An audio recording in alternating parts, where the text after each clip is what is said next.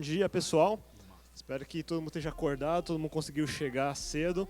E a ideia dessa palestra, aliás, primeiro, grandes agradecimentos ao pessoal da eMasters. É um grande prazer poder abrir esse grande evento.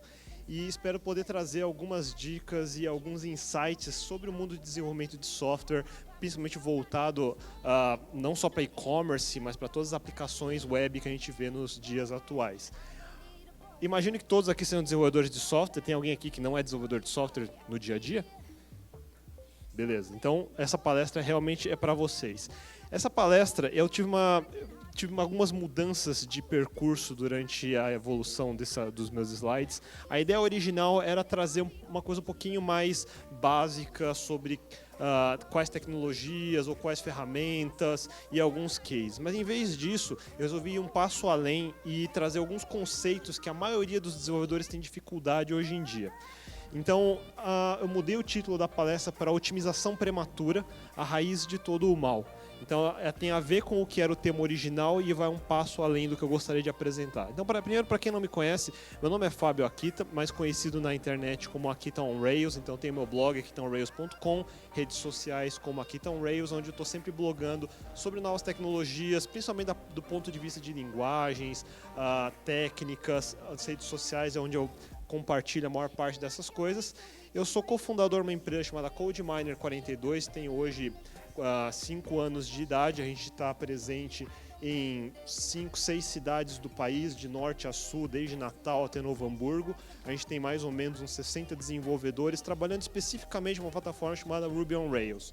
A gente trabalha com diversos tipos de clientes. A gente começou muito com tech startups, a gente foi para grandes empresas. Hoje a gente tem vários clientes dos Estados Unidos trabalhando com e-commerces, com aplicações de real estate, advertising. Então a gente tem uma alta gama de diversos tipos de aplicações. E há 8, 9 anos, eu e a Local Web, a gente sempre organiza um evento chamado RubyConf Brasil, que traz todo ano mais ou menos 1.000, 1.200 desenvolvedores, especificamente dessa área de novas tecnologias, voltado Ruby on Rails, mas também para novas linguagens como Go, Clojure, Elixir, JavaScript e assim por diante. Ano passado a gente teve o maior público de todos, e onde a gente abriu não só para falar especificamente sobre a comunidade Ruby, mas também como todas essas novas tecnologias que têm aparecido hoje em dia. Então a gente tem uma gama de 70 palestras e o evento vai acontecer dias 23 e 24 de setembro desse ano. Estão todos convidados, por favor, sigam RubyConf BR para acompanhar mais sobre o que a gente tem desenvolvido. Então, voltando ao tema da palestra, otimização prematura. Quem aqui estudou ciências da computação? Ciências da computação? Muitos de vocês, então, para vocês provavelmente essa frase não deve ser nenhuma novidade. Essa frase foi cunhada por um cara muito conhecido na área de ciência da computação, chamado Donald Knuth, que é autor dessa série de livros que é a arte da programação de computadores. Essa é uma série que é famosa porque Bill Gates disse: se um dia você ler, entender, realmente entender, por favor, me mande um currículo. Foi o que Bill Gates disse, porque é extremamente difícil ler esse negócio aqui. Não é para muita gente, mesmo entre os caras mais fodas da área de ciência da computação. Então, fica a referência, mas dentre as diversas coisas que Don Knuth falou, as diversas ferramentas que ele produziu, essa frase ela é muito repetida, mas é pouco entendida. Então, acho que é importante a gente trazer isso de volta. O que ela quer dizer? A maioria dos programadores gastam um tempo enorme pensando e se preocupando em otimizar partes não críticas dos seus programas. E, normalmente, essas tentativas de trazer mais eficiência acabam trazendo mais impacto negativo na manutenção e não deveria ser considerado. A gente deveria esquecer um pouco sobre eficiências pequenas, digamos, por 97% do tempo, que isso é a otimização prematura.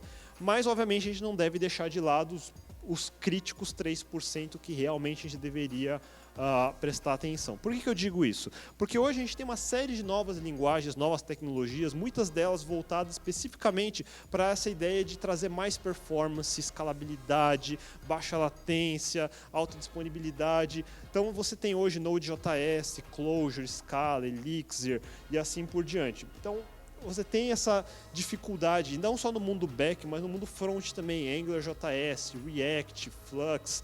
Então você tem uma série de coisas, como é que eu deveria estar fazendo, por que eu deveria usar essas tecnologias. E aí a preocupação é, então, qual é a mais rápida, quais são as grandes empresas que utilizam, o Google usa, o Facebook usa, deveria usar porque o Facebook usa. Então, para começar, uma coisa que acontece sempre, tem um caso em particular que é engraçado. O cliente me liga falando, aqui tem um problema com o meu e-commerce. Não está funcionando. O e-commerce subiu, meu desenvolvedor colocou no ar e o Google não indexa nenhuma das minhas páginas, ninguém acha a desgraça do meu e-commerce, o que está acontecendo de errado.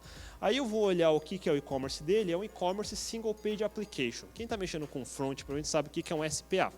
SPA, então você coloca, por exemplo, um Angular JS, você coloca um Ember, alguma coisa dessa, é uma aplicação que inteira roda numa página só. E o que acontece com isso? Não vai indexar no Google. Não vai. Então, se você não sabia disso, fica a dica, não vai. Por que não vai? Porque um e-commerce SPA, ou qualquer sistema SPA, ele vai ter uma URL desse formato aqui. Isso aqui não é uma URL, esse hashbang aqui é só para a aplicação JavaScript ter pontos de navegação. Então, ele dá uma coisa chamada push state, ele atualiza essa URL no seu browser, mas o Google não sabe o que é isso. Um search engine vai transformar esse cara, esse é o padrão, nisso daqui. E você deveria, nessa URL que ele tenta buscar, devolver uma página estática com o conteúdo que ele vai indexar. Aí você pensa e, mas eu fiz um SPA justamente para não ter que renderizar uma página estática, no final, se eu não renderizar a página estática, o Google não indexa. E não indexa mesmo. E aí vem uma recomendação que eu faço para todo mundo que brinca de SPA. SPA normalmente é bom se você vai fazer o quê? O Spotify. Alguém que está falando de Spotify, você usa o Ember, você usa o Angular. Você vai fazer um dashboard de analytics, um monte de gráfico, notificação real-time, uma série de coisas mudando na sua tela.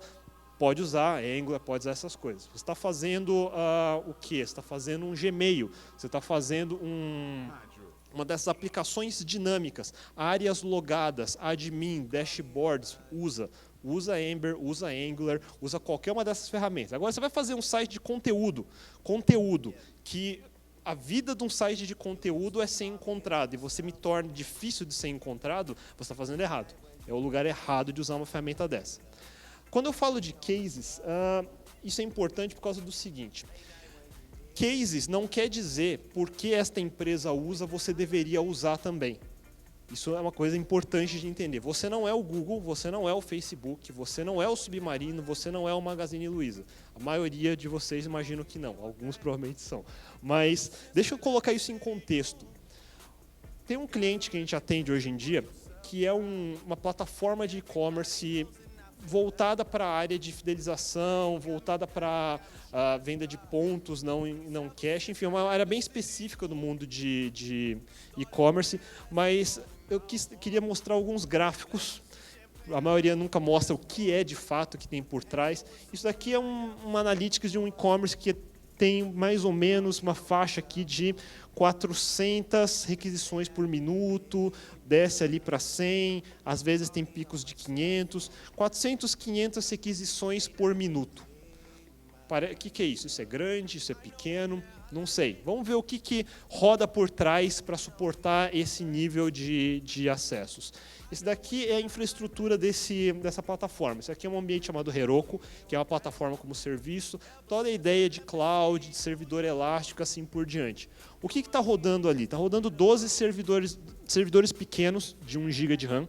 Então, são 12 em escala horizontal, não um de 12 GB em escala vertical. A gente tem sempre essa discussão sobre escalabilidade. Eu posso aumentar ou diminuir esses servidores. Tem alguns workers aqui para coisas assíncronas, como enviar e-mail, coisas do tipo. E eu tenho aqui uma série de serviços que atendem esse sistema. Caching, banco de dados, monitoramento, e-mail e assim por diante. E essa aqui é mais ou menos a faixa de cada um desses serviços. Então você olha para esse monte de serviços, esses montes de dólares, e aí você pensa quanto que esse cara gasta por mês, mais ou menos, só nessa infraestrutura. Não estou contando aqui desenvolvedor, não estou contando escritório, não estou contando nada disso. Ele gasta mais ou menos $4.000. Aí você olha isso aqui, $4.000. $4.000, tem gente que provavelmente nem ganha esse tanto, sabe? Mas $4.000 parece grande. Isso é grande. Qual é o parâmetro para me dizer se isso é grande ou não? Essa empresa, com esse sistema, fatura por ano $7 milhões. Agora eu tenho uma perspectiva.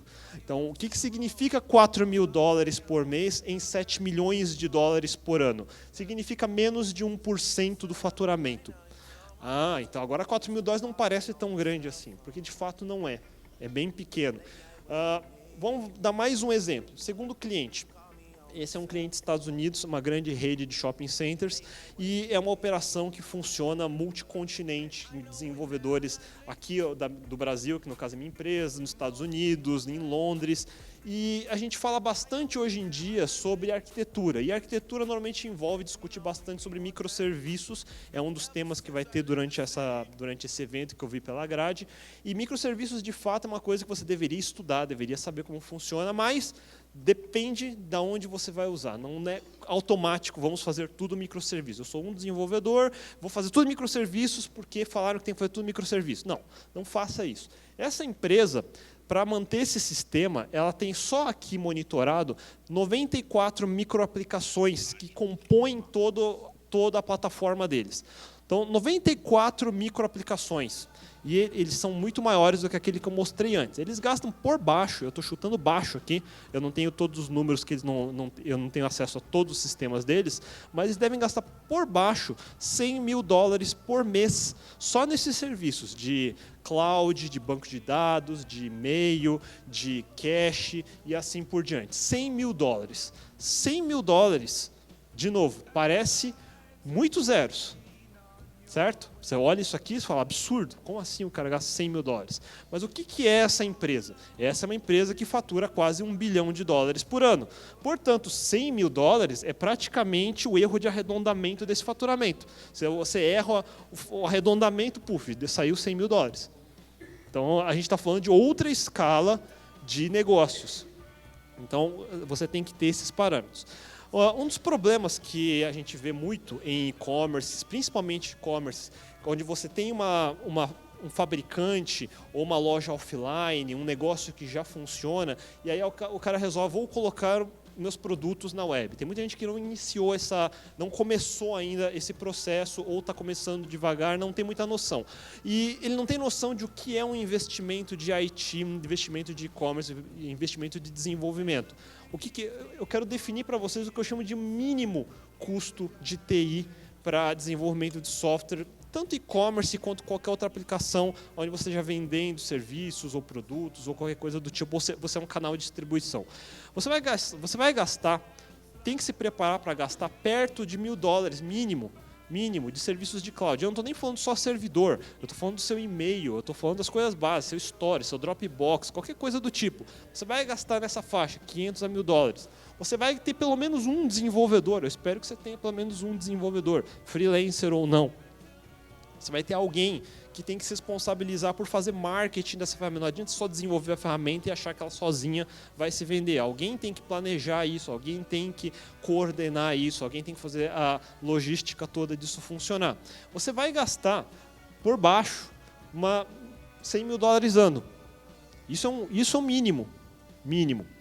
E o que é o requerimento mínimo para você poder gastar esse tanto? Você deve ser um negócio que deve estar faturando no mínimo $2 milhões ano, para que você tenha um custo de TI na faixa abaixo de 5% do seu faturamento.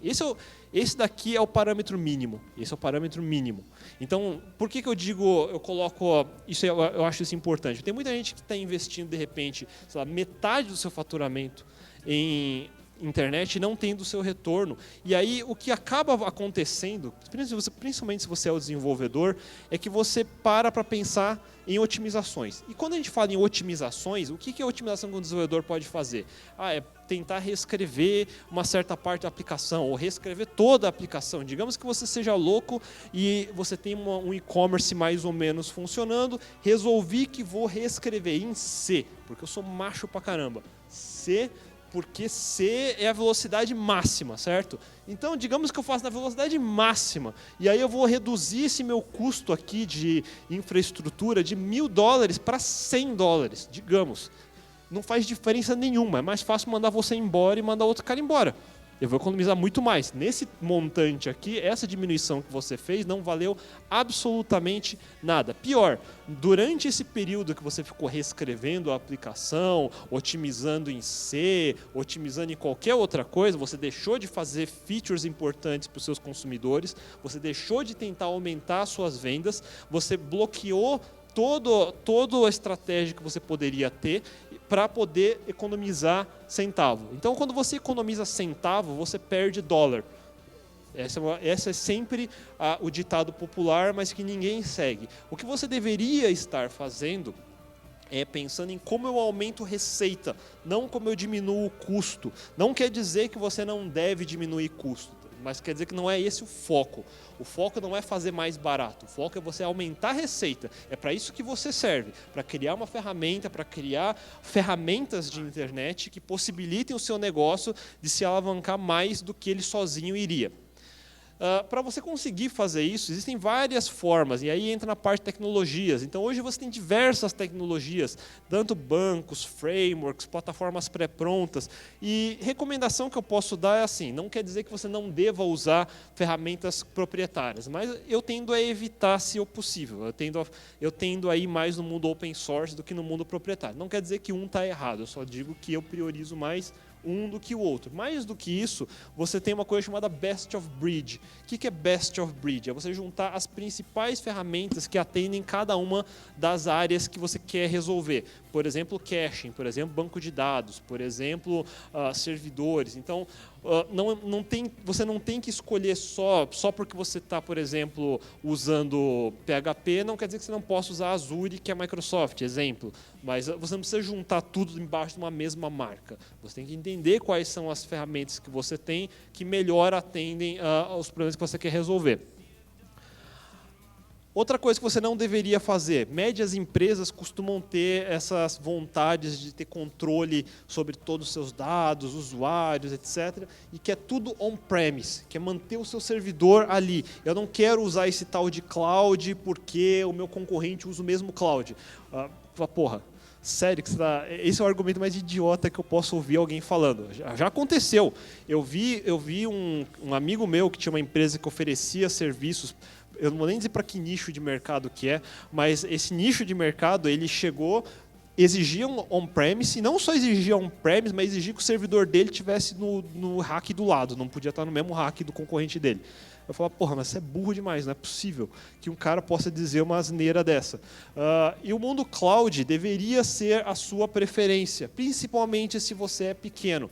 Máquina não é só questão de que eu vou comprar uma máquina rápida, vai ser mais barato do que ficar no cloud. Máquina tem uma coisa chamada depreciação. Ela deprecia rápido, cada vez mais rápido uma máquina se torna obsoleta. Então, a menos que você seja da área de data center, de infraestrutura, não é o seu core business ficar mexendo com hardware. Então, não use hardware. Não tenha medo de cloud. Tem gente que tem medo de cloud até hoje. Eu não faço ideia de por quê. EC2 existe já há quase 10 anos. Todo mundo usa, só você que não usa. Então, porra. Aí, a outra coisa importante. Quero fazer, hoje em dia, o Hello World de desenvolvimento de software, antigamente era blog. Hello World hoje em dia é real-time. Real-time chat, real-time notification, é você poder pegar o celular e ter ali o seu push notification funcionando, é você poder pegar o seu WhatsApp e ter lá as suas mensagens. Todo mundo quer fazer o novo WhatsApp hoje em dia. Não é mais rede social, não é blog, é real-time. E aí, real-time é WebSocket, por exemplo. E aí, que tipo de tecnologia eu deveria usar? Putz, já sei, Node. Node é o que eu deveria usar, só que não. Não é essa a sua primeira escolha. Essa, de novo, é a escolha errada. É a otimização prematura. Não quer dizer que Node é ruim, não estou dizendo isso. Estou dizendo que você tem opções antes disso. Opções antes disso é usar serviços que já fornecem para você endpoints de WebSocket e que já tem filas para você mandar suas mensagens e ele dá broadcast para todo mundo. E qual que é o nível de serviço desses caras? O Pusher, por exemplo, que eu uso há muitos anos, ele tem essa tabela de preços progressivo aqui. O que isso quer dizer? Quer dizer que ele vai te dar a opção de você poder dar broadcast para 1 milhão de mensagens por dia ao custo de $50 por mês. Eu desafio qualquer um aqui a desenvolver uma infraestrutura qualquer que vai custar menos do que isso para fazer 1 milhão de mensagens por dia. 99% não vai saber como fazer. Tem como, mas não é esse, de novo, o seu core business. Não é escovar bit a esse ponto. Você quer fazer broadcast notification para os seus consumidores, da sua aplicação mobile, para dizer das promoções do dia. Não precisa desenvolver do zero. Você tem alguns, não é só um, você tem alguns serviços que fazem isso. E eu nem listei todos, eu listei 3. O Pusher, o PubNub e o Realtime. A Amazon tem o SNS, tem diversos outros. Você pode escolher, tem um cardápio para você escolher e você pode ter Realtime Chat, Realtime Notifications, Push Notifications e assim por diante. O recado aqui é o seguinte: para qualquer desafio técnico que você queira resolver, provavelmente existe um serviço que vai resolver para você melhor e mais barato. Quero fazer upload de imagens com resizing automático, centralizando no rosto da pessoa toda vez que alguém sobe uma foto. Você não precisa desenvolver isso. Você vai no Cloudinary, que é um serviço, e usa as bibliotecas dele. Eu quero fazer um storage escalável, usa S3. Usa qualquer um desses que tem no mercado. Eu quero fazer banco de dados, mas, banco de dados, quando você instala no dia 1, ele não vem tunado. Você tem que saber como faz tuning de banco de dados. E não vem. O default é ruim. O default é para você desenvolver. Mas no servidor não serve. Não pode só instalar e usar. Você tem que saber aonde configura, aonde que você mexe tuning de memória, tuning de conexões e assim por diante. Não faça isso se você não sabe fazer. Muitos DBAs não sabem fazer isso normalmente. Então, imagina um desenvolvedor. E você tem serviço para tudo. Eu quero fazer search. Quero fazer search que nem o Google faz search. Quero fazer autocomplete no meu e-commerce. Você usa Elastic. Tem um monte de provedores de Elastic para fazer isso. Você não faz select em banco de dados. Quero mandar e-mail, mailing list, e-mail marketing. Você não faz o seu próprio servidor. Você usa SendGrid, você usa qualquer um desses. Então, isso é uma coisa importante de você entender. Outra coisa importante, a gente fala bastante de SEO no mundo de conteúdo, no mundo de e-commerce, e de todas as coisas que se fala sobre esse assunto, já é um assunto antigo, mas ainda é bem abordado. Eu só tenho uma coisa a dizer: a maior parte é astrologia. Então, você ignora a maior parte. Agora vamos entender o que é o básico. Coisas simples. Você tem URLs amigáveis? Você tem, beleza, já está um passo adiante. Você tem sitemap, coisa básica. Você tem, mudei o meu e-commerce de um lugar para o outro. Você fez redirects direitinho para o search engine não se perder, beleza. Você tem botões de compartilhamento de rede social. Tem gente que diz que sim, diz que não, que vale a pena ou não, mas coloca. Você tem conteúdo original, esse acho que é o mais importante, conteúdo original, não copy-paste da Wikipedia ou do copy-paste do Submarino, tem gente que faz isso. Você tem conteúdo original é o que traz tráfego orgânico para você, a menos que você seja um e-commerce grande. O que é um e-commerce grande? Magazine, Walmart, Netshoes, que gasta dinheiro em fazer comercial de TV, comercial de rádio, banner em todos os sites, onde você tem awareness de branding, custa caro pra caramba fazer isso, e aí a pessoa, quando vai procurar, já procura direto o seu nome no Google, qualquer lugar. Isso é uma estratégia. Agora, você que não tem esse dinheiro todo para gastar em comercial durante o Brasileirão, você vai ter que fazer de outro jeito. Um dos jeitos é o jeito orgânico. O jeito orgânico depende de conteúdo original para aumentar a sua relevância. Digamos que você vende um produto, sei lá, de beleza. Então você faz, pelo amor de Deus, traga pessoas para dizer onde você pode usar, como, dicas, pessoas influentes, que cruza o seu produto com algum tipo de conteúdo. Então, você não pode ter conteúdo duplicado. Não adianta você pegar o blogueiro lá, dar copy-paste e colocar o seu conteúdo lá. Isso não funciona. Você cai no ranking se fizer isso. Então, se você tem esse básico, isso é SEO. Acabou. O resto você pode melhorar, você tem sempre como melhorar, refinar e evoluir, mas é o que você precisa saber se você ainda nem começou. Do ponto de vista de desenvolvimento, então a maioria dos frameworks modernos de desenvolvimento web hoje em dia, mais ou menos já fazem a maior parte dessas coisas. Plataformas de e-commerce ou frameworks para você começar do zero, já são as boas práticas que normalmente levam a isso de qualquer jeito. Então, a menos que você esteja fazendo muito toscamente via GoHorse, com copy-paste de código do Google, que você nem sabe para que serve, que não deveria estar fazendo, então você vai acabar chegando em algo perto disso. Mais do que isso, tem algumas dicas importantes se você quiser prestar um pouco de atenção no ponto de vista de arquitetura e escalabilidade. Existe um site chamado 12 Factor, foi escrito pelo pessoal do Heroku. Heroku é uma plataforma como serviço, que eu estava mostrando naquela hora, aquele slide roxo. Eles delimitam 12 itens que uma boa aplicação deveria ter para ser considerada escalável. Então, você não precisa obrigatoriamente seguir todas elas à risca, mas isso quer dizer que se você consegue dar um check em todos esses checkboxes, você está mais próximo de ser uma aplicação que eu consiga suportar escalabilidade horizontal. Então, por exemplo, não ter estado dentro do servidor, sessions, por exemplo, coisa antiga. Nos anos 90 a gente tinha esse problema de ter session em memória no servidor. Você não deveria estar fazendo upload e gravando no disco local, porque senão se você sobe outro servidor você não vai conseguir. Coisas básicas, Configuração não deveria estar no seu código-fonte. Aquela senha do banco de dados de root no seu código, naquele config.php maldito, não faça isso. Então, coisa básica. Antes de se preocupar que tá devagar ou rápido, não me coloca senha de produção, teste 1, 2, 3 no seu código-fonte e depois reclama se alguém invade, porque vai acontecer. Hoje em dia, a gente tem uma série de ferramentas, um monte. Então, você pode escolher desde da linguagem mais low-level possível até a mais high-level possível, N ferramentas, várias Ferraris. E aí você quer escolher aquela mais rápida. Você vai acabar fazendo isso. Então, não vamos fazer isso. O que isso quer dizer? Por exemplo, coisa besta, mas já vi acontecer.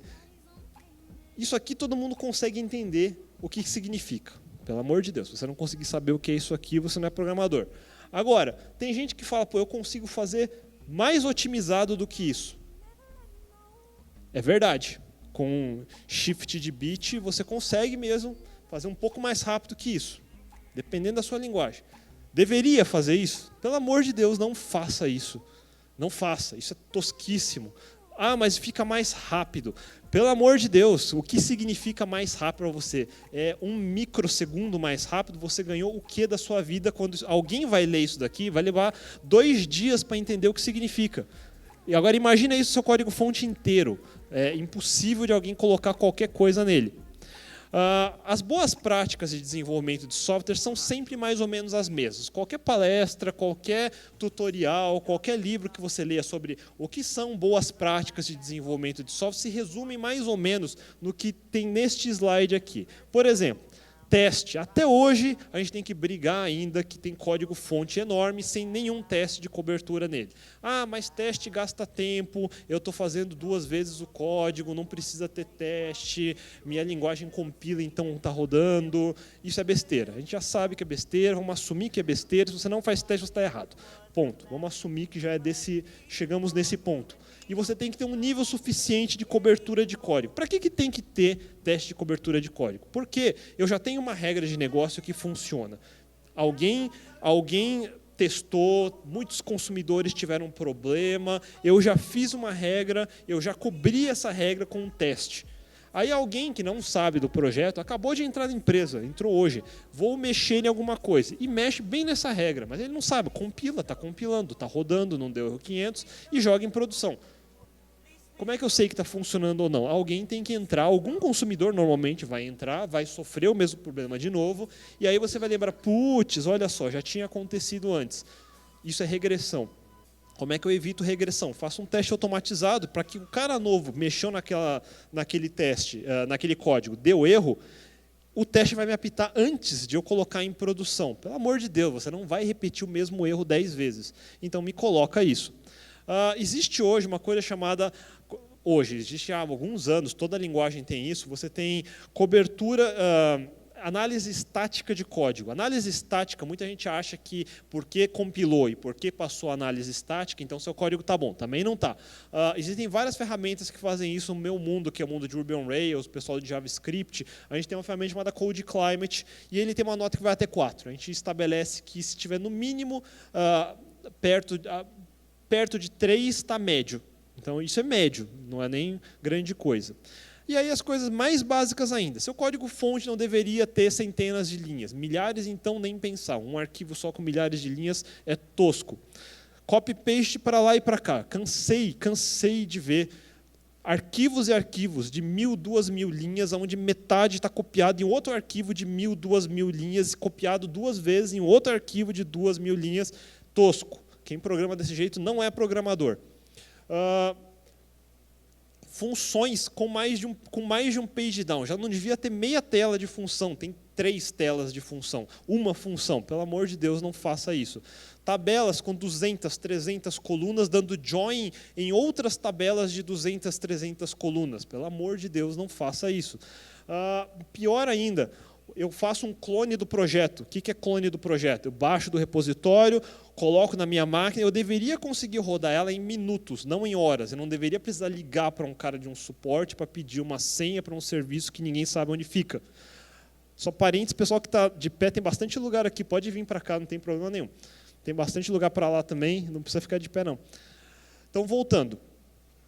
Para que serve, por exemplo, só pegando um desses pontos, análise estática de código? Análise estática de código normalmente pega aquele slide todo e automatiza. Então, por exemplo, o Code Climate, que é um desses exemplos, ele me dá esse tipo de nota aqui. Toda vez que eu subo um código no meu repositório, ele automaticamente baixa esse pedaço de código que eu subi e avalia. E aí vai me dizer, por exemplo, que a minha classe antes estava numa nota A e o que eu fiz desceu para uma nota C. Por que desceu? Porque, de repente, eu estou fazendo um copy-paste que não deveria, eu estou usando uma nomenclatura que não deveria, eu estou fazendo coisas como injection, eu estou colocando problemas ali dentro. Então, ele avalia para mim, me diz e me dá a oportunidade de imediatamente já consertar isso antes de jogar em produção. Isso é só do ponto de vista de manutenção do código, tornar ela mais legível, mais fácil de dar manutenção. Por que isso é importante? Esse exemplo aqui, ele é em cima de um projeto open source chamado Spree. Spree é como se fosse o Magento do mundo Rails, é um e-commerce. E esse e-commerce, ele tem 68 mil linhas de código, sendo que 40 mil delas são testes. 60% desse código é teste. Então, ele é razoavelmente bem testado. Não é bem testado. Aí podia ser melhor. 60% não é uma nota boa. Devia estar 80%, 90% costuma ser razoável. Isso aqui é abaixo de razoável. Agora, se eu pegar, por exemplo, um Magento 2, são 300 mil linhas de código. É bem mais complexo, só que só 30% é teste, menos de 30%. Isso se reflete de algumas formas. Mesmo tendo só 3, 4 vezes mais código, ele tem 10 vezes mais problema, porque é mais difícil de consertar. Porque toda vez que alguém tem que tomar mais cuidado para consertar, porque eu não sei onde vai quebrar, porque não tem teste me dizendo aonde. Então, isso vale não só para o projeto open source, como para os seus projetos também. Como é que você vai fazer um código, deixar na mão de outro desenvolvedor e confiar que ele vai fazer a coisa certa? Você não vai. Normalmente não vai. É onde você se torna gargalo do seu próprio sistema. Você deveria fazer o seu código com um teste, e aí o novo desenvolvedor que entrar, se mexer naquele código, vai quebrar o seu teste. Então, isso é um ponto que vale muito a pena enfatizar, porque ninguém faz. Pouquíssimos projetos fazem dessa forma.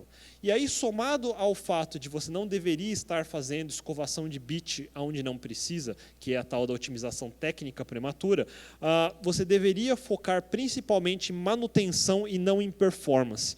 Só que a gente é desenvolvedor. O desenvolvedor gosta de escovar bit, eu sei disso. Todo desenvolvedor que não gosta de escovar bit provavelmente não tem a vocação para tal. A gente gosta de desmontar o negócio, reescrever de outra forma, colocar um outro código para ver se funciona melhor. É algo que, como desenvolvedores, a gente gosta de fazer.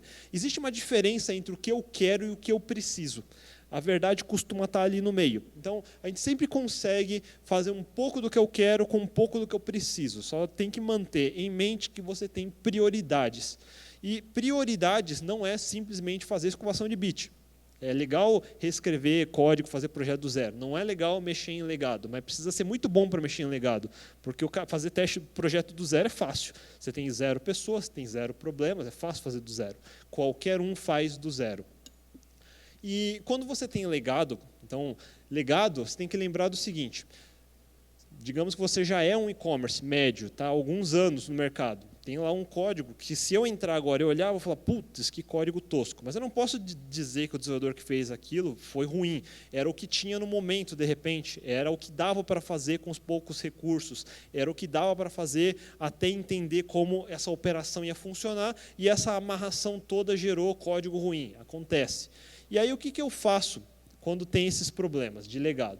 Então, de novo, o cliente liga e fala, pô, aqui, você tem que me ajudar aqui, eu tenho um código aqui velho, você vai achar ruim, mas ele está lento, está devagar, não sei o que fazer, deveria jogar tudo fora, investir $1 milhão, reescrever tudo em Go, fazer qualquer coisa desse tipo. Aí, normalmente o que eu falo é não, essa é a resposta automática. Me dá 2, 3 dias que eu provavelmente consigo resolver metade dos seus problemas. E, normalmente, isso acontece. Agora, qual que é a mágica? Como é que eu faço isso? Se ele não tem, eu peço para ele ligar uma ferramenta chamada New Relic. Quem aqui conhece New Relic? Excelente. Quem não conhece, por favor, conheça essa ferramenta. Você pluga ela na sua aplicação, deixa rodando em produção. Vamos entender o que está acontecendo. O New Relic ele tem uma série de camadas de serviço pago ou gratuito. Normalmente, o gratuito já me resolve metade dos problemas. E só o gratuito que você precisa para começar. Ele vai te dizer uma série de coisas, tempo de requisição, dependendo da linguagem que você usa, se for uma das suportadas pelo New Relic, Java, C#, Ruby, PHP, JavaScript, Python, ele vai chegar ao nível de me dizer em qual classe, em qual método, em qual linha está gastando qual tempo.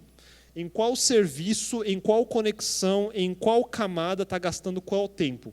Ele vai me estratificar e me dividir exatamente aonde eu estou gastando o quê. E, normalmente, o que acontece é que você vai ter um gráfico desta forma aqui. Ups. Aqui. Ele é um gráfico que é sempre esse formato aqui. Todo gráfico no mundo real de distribuição costuma ser o que a gente chama de Power Law. E numa Power Law é a famosa lei dos 80-20, a lei de Pareto. Talvez já tenha ouvido falar. Muita gente acredita que isso é só um mito. 80-20 é o mundo real. Não existe média no mundo real. Existe 80-20. Normalmente, você resolvendo os primeiros 20% de problema, resolve 80%, 20% de código, resolve 80% do seu problema. Então, se eu resolver os 3 primeiros itens aqui em cima, eu resolvi metade dos meus problemas. Eu não tenho que reescrever a aplicação toda. A aplicação toda tem centenas de classes, vai até lá embaixo. Mas eu preciso resolver esses aqui de cima. Essa é a teoria da corrente. Então, para quem não conhece a teoria da corrente, o que determina a força de uma corrente? É o elo mais fraco. Então, o que eu tenho que fazer para resolver esse problema? Eu conserto o elo mais fraco. Só que a hora que eu consertar o elo mais fraco, agora um outro elo será o mais fraco. Você vai fazendo uma vez de cada. Isso se chama melhoria contínua. Esse é o tal do conceito do que a gente chama de Lean. Então, eu preciso focar nesses caras aqui. Normalmente, eu resolvendo o primeiro cara, eu resolvo 30% dos problemas. Então, esse é o cara que eu tenho que focar e resolver primeiro.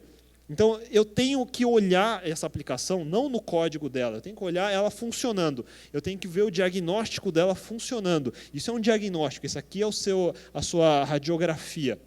E, normalmente, os problemas que aparecem são mais ou menos os mesmos. SQL mal feito é o primeiro.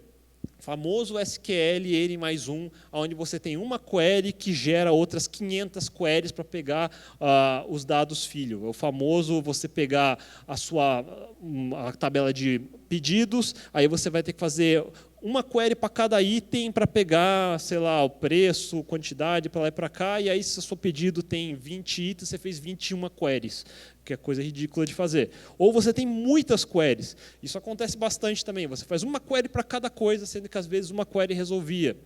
Ou nem precisava de query.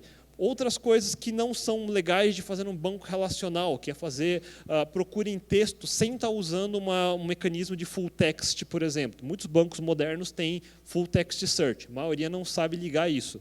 Então, a gente tem que tomar cuidado. E não tem índices, às vezes. Padrão, até hoje, o pessoal esquece de colocar índice. Uma tabela com 1 milhão de linhas sem índice, toda vez dando full scan. Você tem, às vezes, código que ninguém mais usa. Promoção de Dia das Mães com desconto, não sei o que aparecia no seu site. O back-end faz query, gera objetos, você renderiza um template. E o que o cara fez para tirar esse código? Comentou no HTML. Eu falo, não é possível que você fez um troço desse, pelo amor de Deus.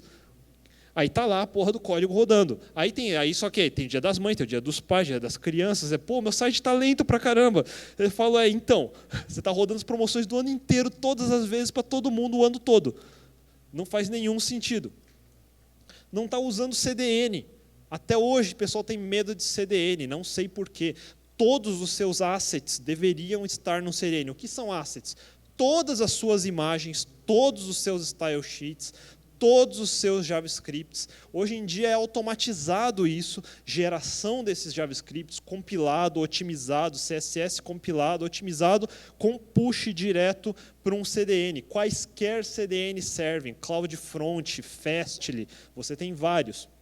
E, finalmente, muita coisa síncrona, que não escala rodando em concorrência com suas requisições transacionais. Por exemplo, um relatório gigante de gerência. Relatório mensal, que você dá cruzamento de todos os pedidos, com todas as transações, com todos os produtos, isso rodando junto com o seu e-commerce, ninguém tentando fazer compra no seu carrinho, você travando o banco todo para gerar 10 vezes esse relatório, que o maldito gerente fica dando F5 lá, porque demora, ainda fica gerando 10 vezes a porcaria do relatório.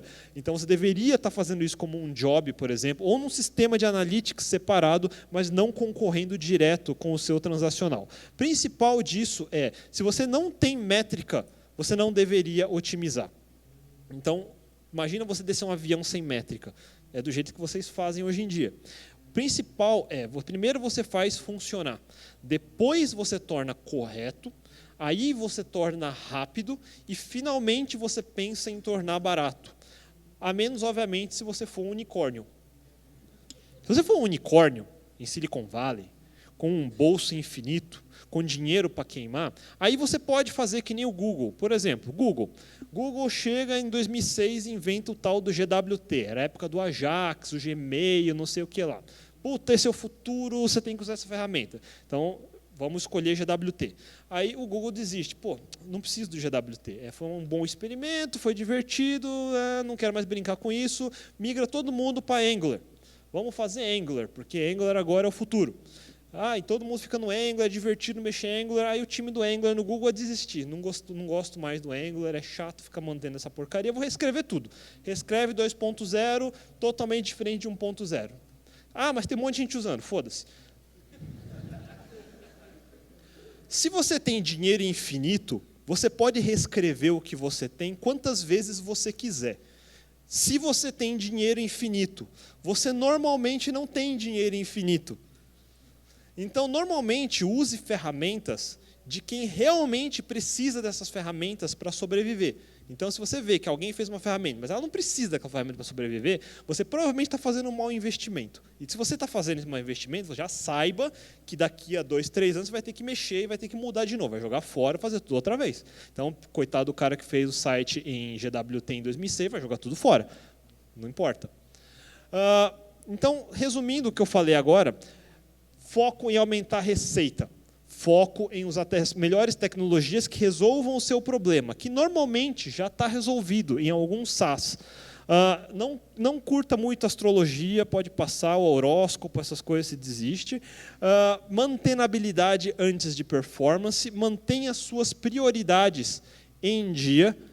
Sem métrica, você não otimiza e você não tem dinheiro infinito. Esse é o resumo que você precisa ter. Otimização prematura é a raiz de todo o mal, mas ainda tem uma outra raiz de todo o mal. Falta de dinheiro é a raiz de todo o mal. Você não tem infinito. Então, para de desperdiçar em coisas que não te tragam mais receita. Então, espero que vocês tenham tido alguns insights do que fazer e tomem as melhores decisões e mantenham as suas prioridades. Obrigado.